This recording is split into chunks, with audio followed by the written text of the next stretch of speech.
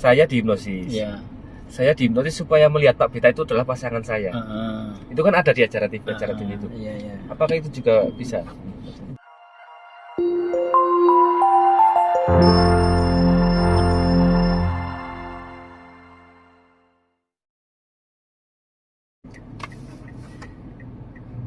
Ya, assalamualaikum warahmatullahi wabarakatuh. Ya, kembali lagi di channel Beta Terapi. Terima kasih pada teman-teman yang masih mengikuti channel kami. Dan sebelumnya, bagi yang belum mengikuti, silahkan subscribe biar Anda tidak ketinggalan video-video terbaru dari kami. Oke, kali ini pada kesempatan ini saya akan membahas tentang beberapa pertanyaan yang sudah kita rangkum dari para netizen. Pertanyaan ini masih sekitar hipnosis. Oke, siap ya Pak Beta ya? Siap. Iya. Saya arahkan dulu ke sana biar kelihatan narasumber kita. Sambil nyetir ya. Sambil maju ya Pak ya, kita jalan-jalan dulu. Ini kita mau ke nyari makan, nyari kopi. Ya, lanjut. Ya, oke Pak Beta. Ini ada beberapa pertanyaan ya. Saya baca dulu. Siap. Ya, lupa lali. Ya, ini dia. Oke, ada pertanyaan ini satu. Ada orang yang mau hipnosis itu, Pak. Ya. Jadi dia takut kalau di hipnosis itu nanti dibongkar-bongkar tentang masa lalunya, pribadinya dan lain sebagainya. Itu kan menjadi ketakutan sendiri karena dipopuler di media-media ya, di TV dan lain sebagainya. Itu kan ada banyak acara yang hipnosis terus bongkar-bongkar. Itu bongkar-bongkar masalah pribadinya, apa yang jadi rahasia. Itu gimana Pak itu menurut Bapak? Ya. Sebetulnya kalau murni hipnosis ya bisa saja terjadi karena menggali persoalan, menggali hal-hal yang berkaitan dengan rahasia seseorang itu bisa. Tapi tetap kita punya prinsip bahwa semua itu harus mempunyai izin ya, harus berizin. Seperti Bentar, itu. kita masuk ke parkir dulu. Kita masuk ke sini dulu sambil langsung ya Mas. Ya, kita udah masuk ke lokasi ya. Kita mau nyari kopi ya. Dilanjut apa Beta? Lanjut. Iya. Tutup dulu ya. Oke, ya tadi berkaitan dengan kerahasiaan ya. Karena kadang-kadang orang merasa khawatir privasinya dibongkar-bongkar seperti yang di TV-TV. Ya sebetulnya kalau yang di TV itu Mas, itu kan memang sudah atas persetujuan dari klien gitu ya. Jadi seorang hipnotis tidak diperkenankan membongkar-bongkar ya privasi klien ya tanpa seizin klien tersebut. Karena itu bagian dari kode etik juga seorang hipnoterapis ya, dan harus mengikuti kode etik tersebut. Sehingga yang pasti ketika seorang klien ya dihipnosis dan dia kan berada pada kondisi kesadaran yang fokus nih. Ya. Ya, artinya ketika orang dihipnosis bukan berarti dia tidak sadar sama sekali gitu. Dia itu tetap sadar. Dia tetap bisa tahu apa yang sedang terjadi ya dengan dirinya.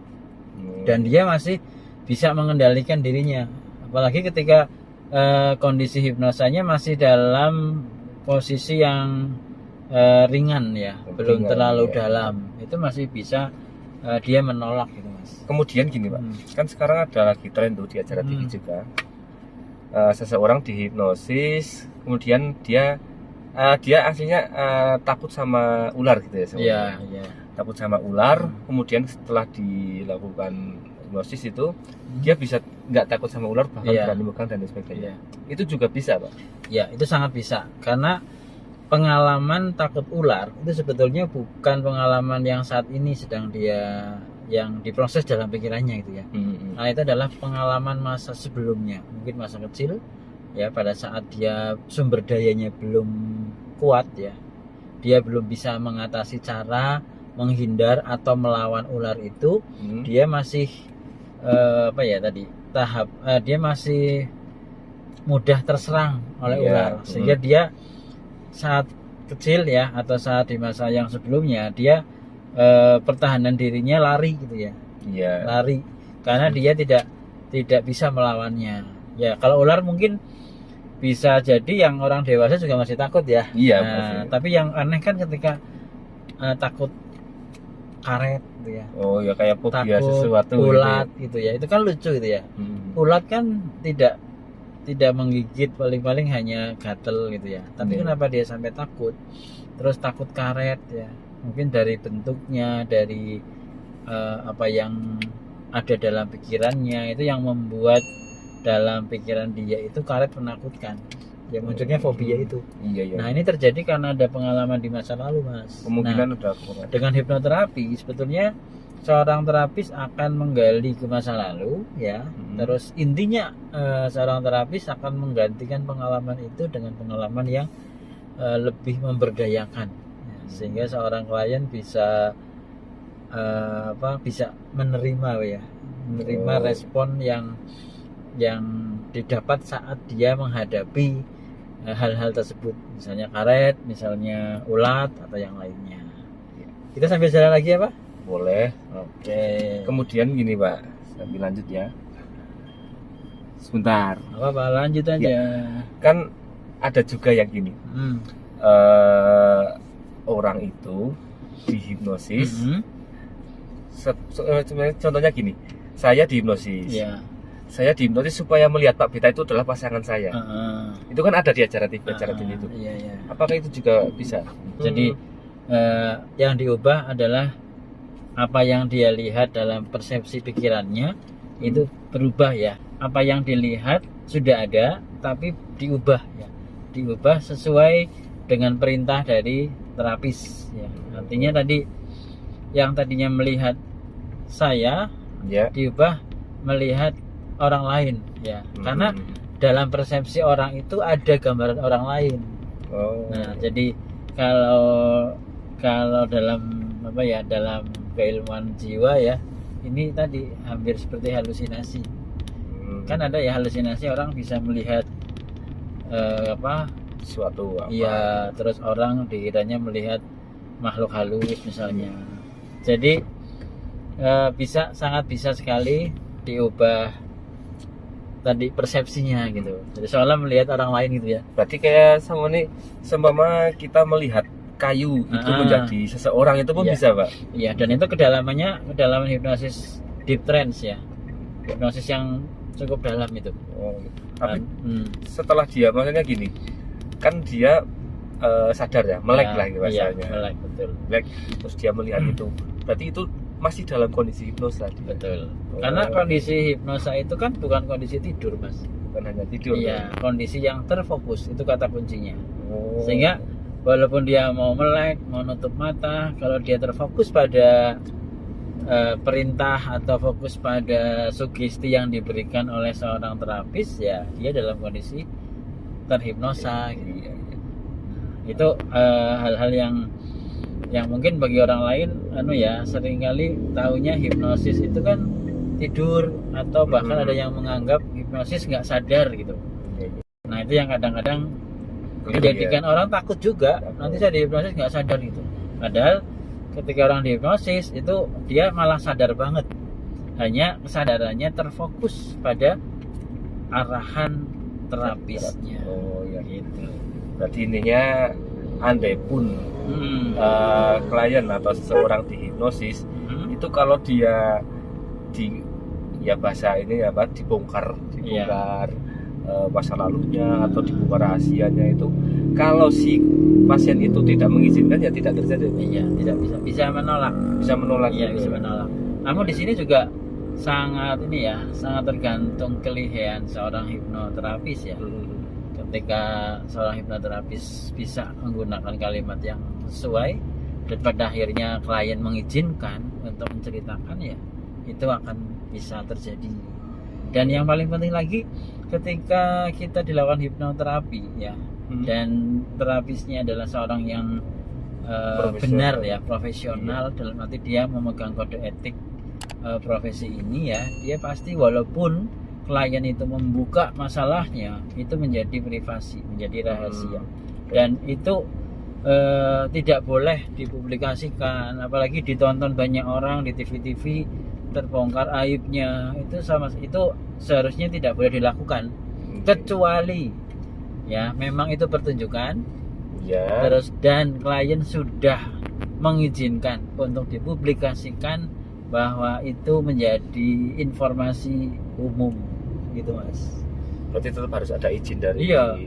Itu kalau acara-acara di TV kalau bongkar-bongkar rahasia itu terus nggak izin itu bisa dituntut undang-undang itu gitu karena itu salah satu pengumbaran aib seorang, rahasia seorang gitu ya, mempermalukan di depan banyak orang gitu. Berarti Seperti gini itu. Pak, kalau ada seorang di terapi terus dia kan mengizinkan untuk membongkar, Iya itu kan mungkin tujuannya untuk memperbaiki apa yang ada dalam diri. betul. Oh iya iya. Seringkali justru kalau ini kadang saya ketika diminta menterapi saya juga tidak berharap pasien menceritakan semua masalahnya kok. Saya hanya pengen tahu apa yang dialami secara umum, terus apa yang pengen diatasi. Jadi saya lebih fokus pada outcome, pada tujuan ya. Oh, Saya lebih fokus pada apa sih yang diharapkan dari klien gitu. Bukan saya terlalu ngorek-ngorek masalah, itu enggak. Saya tidak berfokus pada masalah yang dihadapi. Ya, saya hanya berfokus pada outcome yang mau dicapai. Sehingga tenang aja teman-teman ketika di hipnosis. Kalau teman-teman atau klien yang dihipnosis tidak berkenan membuka rahasia, nggak apa-apa. Saya hanya akan menanyakan apa yang dikeluhkan. Misalnya nih, saya mengeluh saya sakit hati gitu ya. Nah, di situ saya nggak perlu kenapa sakit hati, ya, atau karena apa, terus punya masalah dengan siapa, itu saya nggak perlu tahu gitu. Ya, jadi seorang terapi juga nggak boleh kepo ya, nanya-nanya terlalu dalam, nggak perlu gitu. Nah, karena cukup saya tahu, oh sakit hati. Lalu apa yang diinginkan? Saya berharap saya bisa lega lagi, saya berharap saya bisa fresh lagi, saya berharap saya bisa semangat lagi, dan saya bisa menghilangkan pikiran-pikiran negatif saya. Nah cukup itu. Nah, saya bisa terapi dengan hipno bisa, dengan NLP bisa, ya, dengan tools yang lain pun bisa mas. Oh iya. Kayak iya, gitu. Berarti nggak perlu membongkar masalahnya. Betul. Cukup. Oh yang diinginkan seseorang itu apa? Betul. Dia ingin menghilangkan sakit hatinya ya. Itu fokus tujuannya. Tujuannya di sini. Berarti gini Pak, sehingga kan sekarang kan ada tren-tren anak muda pada patah hati, depresi, stres dan lain sebagainya. Betul. Apa bisa dengan orang yang sedang patah hati itu bisa disembuhkan dengan hal seperti ini, dengan terapi, hipnoterapi? Insya Allah sih, karena banyak juga ya klien yang sudah saya tangani sakit hati, apalagi yang pernah mau nikah tinggal beberapa hari nggak jadi dan dia calonnya ada di depan rumahnya itu ya, akhirnya nikah sama orang lain, itu juga saya pernah nangani.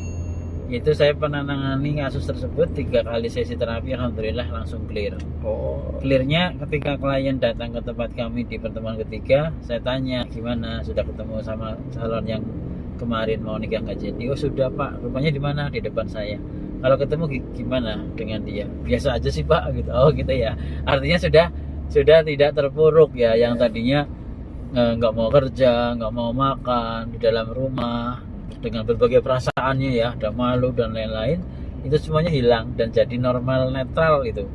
Terus kadang-kadang berpikir wah iya ya, sekeren ini gitu ya pikiran itu ketika tahu cara tata laksananya kayak gitu Mas Hanafi. Itu bahaya sekali ya Pak ya, karena ada beberapa pengalaman tetangga dan sebagainya ya. Itu ketika dia patah hati, dia stres, depresi, jadi ODGJ, jadi dia linglung, ngelamun, terus sampai mungkin sampai yang buka-buka baju dan lain sebagainya. Itu sebenarnya bisa diantisipasi ya Pak. Betul. Sebelum dia masuk ke jurang gangguan jiwa, ya, dan masih bisa berkomunikasi, masih bisa interaksi dengan baik, ya, bisa dilakukan hipnoterapi atau terapi NLP, atau bisa juga dilakukan coaching. Jadi ini ranahnya itu ranah pada kesadaran yang masih bagus ya, insight-nya masih bagus mas. Tapi kalau sudah nggak bisa connect ya, diajak ngobrol udah nggak nyambung, udah ini ranahnya psikiater, ranahnya medis. Jadi kalau ada klien yang sudah nggak bisa nyambung ya, istilahnya diajak ngobrol udah nggak peduli, sudah nggak bisa fokus pada pembicaraan yang dilakukan, ya saya rujuk ke psikiater gitu. Nah kadang ada juga yang ini butuh psikolog nih, ya saya rujuk ke psikolog. Misalnya dia butuh di assessment, dia butuh problem solving gitu. Nah kalau hipnoterapis, NLP itu kan lebih cenderung bagaimana langsung mengatasi struktur pikirannya, sehingga supaya klien ini berubah cara pandangnya dengan metode-metode alamiah yang ada dalam hipnoterapi, baik dengan cara sugesti ataupun dengan cara-cara mengubah tadi submodality ya, mengubah kualitas dari persepsi yang ada dalam pikiran seseorang. Oh ya, berarti Kayak gitu Mas. iya. Berarti kan untuk antisipasi ya bagi teman-teman atau siapapun yang mengetahui ada kejadian patah hati ini, kita bisa katakan kejadian patah hati ini, kalau memang si orangnya tidak bisa menerima dan terlalu terpuruk, itu lebih baik langsung seperti ini ya Pak ya. Mengambil metode ini kan salah satu upaya untuk mencegah, karena sekarang benar-benar banyak sekali Pak orang dengan gangguan jiwa dan itu masih muda-muda sekali. Betul. Masih di umur 20-an, bahkan ada yang 19 dan sebagainya. Betul. Tren anak muda sekarang kan pola pikirnya simple dan nggak mau repot. Jadi dia ketika mendapatkan masalah yang sangat berat, dia bisa langsung terjerumus, bisa langsung stres, depresi, bahkan menjadi gangguan jiwa dan sebagainya. Tapi kalau dengan terapi ini, andai pun anak itu dia, maksudnya dia pikirannya masih childish banget, masih kanak-kanakan, apakah bisa di terapi seperti ini ketika sudah mendapatkan tekanan yang begitu besar Pak? Ya, selagi masih bisa berkomunikasi, komunikasi ini masih nyambung Mas, dan masih mengikuti arahan dari terapis, insya Allah masih bisa. Nah, selagi disconnect ya, kalau sudah disconnect, nah itu sudah ranahnya beda. Nah, gitu. Jadi kita harus bisa melakukan analisis supaya tepat ya. Jangan sampai ini harusnya ranahnya psikofarmakologi gitu ya. Psikofarmaka ya, obat dokter ya, terus masih ditangani terus gitu ya, pada akhirnya terlambat gitu ya.